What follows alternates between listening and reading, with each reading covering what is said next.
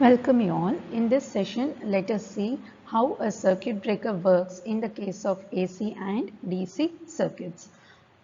So let us first consider DC circuit breaking. DC circuit breaking is nothing but how a circuit breaker operates in the case of DC circuits. So as to explain, we'll consider a circuit which has a generator, a resistor, an inductor and a circuit breaker. So the voltage across the inductance is equal to the generator voltage minus the voltage drop across the resistor. So the characteristics of this particular circuit you can observe here: current along x-axis and voltage along y-axis. There are two curves which is represented by a straight line AB and a curve XY. Okay, the AB curve, it represents the E minus IR characteristics, whereas the XY represents the voltage current characteristics of the arc. Okay, the arc which is formed across the contacts of the circuit breaker. So here the portion here, that is AB line, is less than the XY curve. So this portion we treat it as negative. The voltage inductance EL we treat it as negative. Whereas here if you see the line AB is above XY, we treat this portion as positive. Again if you observe here, the line AB is less than XY, so this again we treat it as negative. So if you see here, initially when the circuit breaker is closed, the circuit breaker carries the load current, that is I equal to this E by the resistor R. Now once the circuit breaker starts opening, what will happen? The current starts reducing. So you can observe the current has reduced to I1, I2 and I3. So if you observe in this region I1 and I2, where our AB line is more compared to that XY, in this region the arc interruption cannot take place. Okay, so the arc interruption will take place in this region where you can observe the arc voltage is greater than the EI characteristics. So if our operation of the circuit breaker has to be proper in the case of DC circuit breakers, we should have this line, the curve, that is XY, to be above the AB line. So if you can see here, the XY curve is above the AB line. That means the DC circuit breaker has operated properly. So this characteristics, time versus current, if you see, this particular time is nothing but the arcing time. So next we'll see how the circuit breakers will operate in the case of AC circuits. So as compared to DC circuit breaking, the circuit breaker operation in the case of AC circuits is entirely different. That is because in AC circuits, we know that the current passes through zero twice in one complete cycle. So when the currents are reduced to zero, actually the breakers are operated to the cutoff current. So this will avoid the striking of the arc again. So, we need to build up the dielectric strength during that interval so that the arc will not restrike again. So, it is somewhat difficult as compared to your DC circuit breaking. So, the restriking of the arc when the current is interrupted, that is at current zero, it is mainly dependent, as I told you, on the voltage across the contacts of the circuit breaker. That again depends on the power factor of this circuit. So if the power factor is higher, then lesser is the voltage which appears across the contacts of the circuit breaker.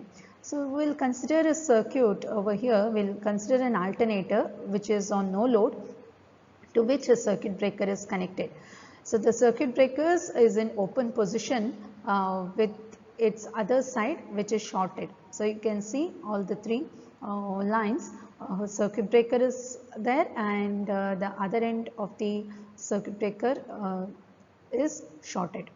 So if we consider the phase D, Okay, if we consider that phase B, here initially if we say that the voltage of the phase B with respect to the neutral is 0, that means the circuit breaker is closed. So under that condition, the phase current of B will be very high. Okay, it will have a maximum DC component and its current waveform will be unsymmetrical about the normal zero axis. So we'll see the current waveform as well as the voltage.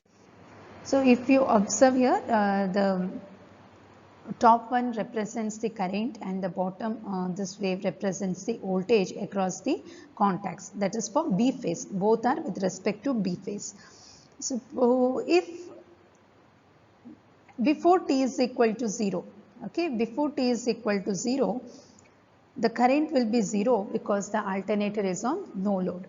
So if a short circuit occurs at t equal to 0, if short circuit occurs at t is equal to 0, then what will happen? The current will become very high. So usually around 10 to 20 times that of the full load current during the first quarter cycle. So if you see, the first peak current of the short circuit is represented by OA. It is the maximum instantaneous value during the short circuit. So this instantaneous peak value of the first current loop, we call it as a making current, which is expressed as kiloamperes peak. So now what will happen? The fault has occurred, the current has become high, the circuit breaker will try to open its contacts. So we'll consider that at time t is equal to t1, the circuit breaker has started to open its contacts. Okay, so the RMS value of the short circuit current when at the instant of contact separation, we call it as breaking current.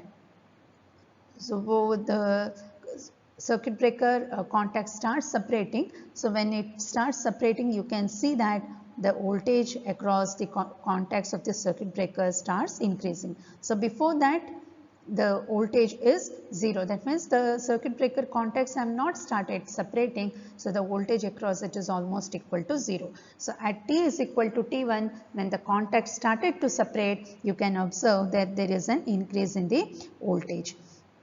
So now this will continue and the arc will not be quenched immediately. So it takes several cycles because the gap, that is the circuit breaker contacts, has to regain its dielectric strength, right? So if we consider at time t2, this arc has quenched or the arc is interrupted, then a very high voltage will appear across the circuit breaker contacts, which is nothing but the restriking voltage or the transient recovery voltage. Thereafter, the circuit breaker will try to attain, the circuit breaker voltage will try to attain the normal value, which is nothing but the recovery voltage. So whenever the current, even though the current crosses 0 several times, the arc will not be quenched immediately due to the dielectric strength of the circuit breaker contacts. So it has to be